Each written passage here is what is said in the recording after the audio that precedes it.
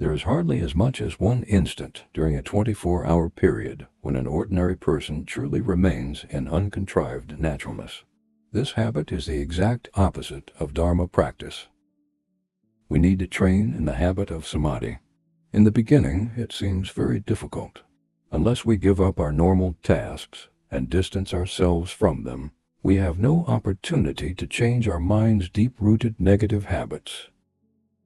It simply will not happen. This is why all the Buddhas and great masters encourage people to seek out quiet places, to grow stable in the recognition of their Buddha nature. The Mahamudra tradition tells us that by practicing the threefold solitude, one grows closer to and realizes the innate three vajras. The Dzogchen tradition tells us to abandon the ninefold activities. This profound and amazing instruction is no easy to do while involved in ordinary life. That is the reason why all the great masters encourage practitioners to stay in retreat.